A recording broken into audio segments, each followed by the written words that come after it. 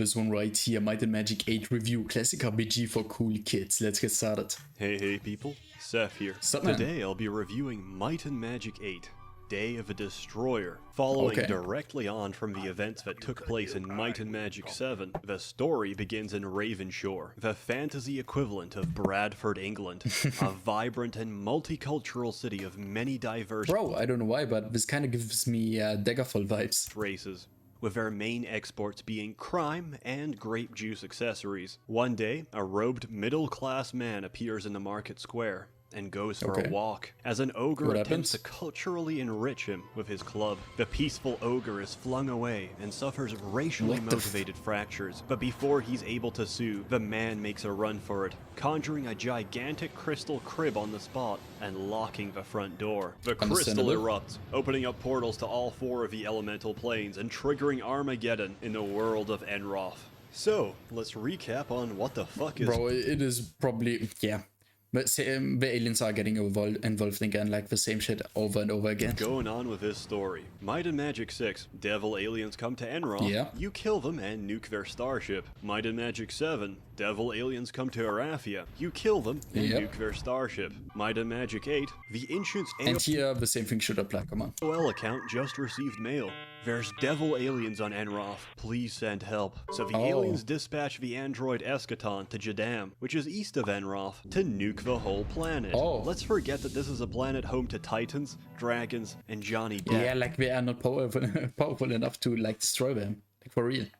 You start off as a caravan guard for the Dark Elf Merchants Guild, escorting a shipment of grape juice and grape juice accessories in the Dagger Wound Islands. As the elemental plane of Earth opens up, the nearby volcano starts swallowing up the islands, but more importantly, swallowing up the consumer base and profits of the Merchants Guild. You're ordered to resolve this Armageddon crisis, close off the elemental planes, and beat up the android causing this, all on minimum wage with unpaid overtime. On the way, you might even find a devil alien nest on Jadam, and nuke that too, if you want. No one really gives a fuck about the Kriegans at this point. Might and Magic 8 is a strange game, and that's probably for the best. It builds on concepts established in the previous games and cranks them up to 11. This time, you only design a single character, the leader of your party. The rest of your team is filled by adventurers found throughout the world, who need to be convinced to join your party. Yeah, and they can be easily replaceable, I guess. No longer kidnap random townspeople. Bro, don't tell me this is modded, like did he edit this in his video, or are those faces like in-game, so he modded them in? That would be pretty impressive stuff, man. To help you on your quest. Like he did it with another game, but I can't remember the name of, and we still need to rectify that one, I think. Which the game makes up for by extending your party size Tomorrow, to I guess. 5. Party members can be swapped out at any... Like I'm on this RPG video trip. I just love watching this shit in general, man. Watch some old Let's Plays, like it was so nostalgic. Like you need to do that. It is great, man. The Adventurers Guild, which allows you to reform your team with different characters in any major city. The character class system from before has been destroyed. In its place is complete madness. Classes are now tied to races, and many races are classes. Doesn't make too much sense? Too bad. Might and Magic 8 adds racial abilities to each of the different races you can have in your party, much like in real life, where Caucasians possess the power of white guilt, and sand people have the ability to transform clocks into a device that can tell you the current time. Vampires can suck dick, levitate, and turn into gas. Trolls regenerate almost instantly. Dark elves learn the arts of the chosen people to make lucrative trade deals. And Hex Goyim, who can't pay off their credit loans. Minotaurs are actually paladins with hooves, and the human classes are pretty self-explanatory. The knight is illiterate, the cleric can touch wounds and altar boys, and the necromancer can skelify himself to become a power lich. Dragons can fly and breathe fire. They can also insta-kill anything with one attack. The only enemy in the entire world of Jadam that can withstand a dragon's assault is a sewer rat, because their hitbox is too small for the dragon's projectile to actually hit them.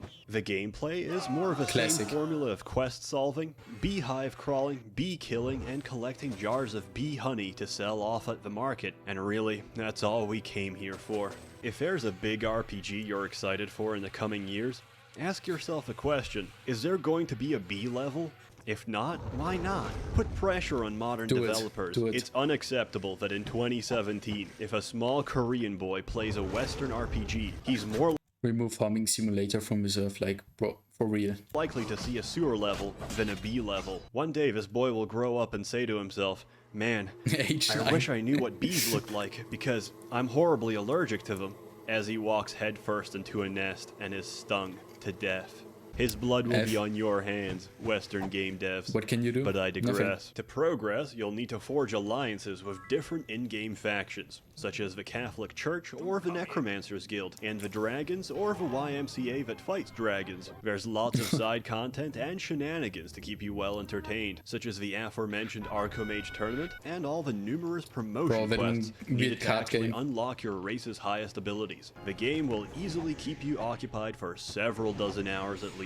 Over the course of a story, your main character brings all the races of Jadam together to put their differences aside and work together to fight their common enemy, Eschaton. It turns out all the elementals are running wild because they're as a German I can't say shit, man, or I will get immediately cancelled. Holy shit. Respective elemental lords have been imprisoned by Eschaton. They will find me, man. Keys to the prison are held by Eschaton himself, so you have to forcibly barge your way into his crib, and then, for the first time in gaming history, you have to successfully answer the antagonist password recovery questions to win the game. After verifying that you're the owner of the AOL account, Eschaton hands you the keys. So you free the elemental lords, they blow up the crystal, and Eschaton's crib gets trashed. Then an Amazon drone pops out of his chest. The end. But not really. Might and Magic 9 comes out, the publisher goes bankrupt, Ubisoft buys the rights to the franchise, and turns it into Hearthstone. And now they're close to being bought out by Vivendi.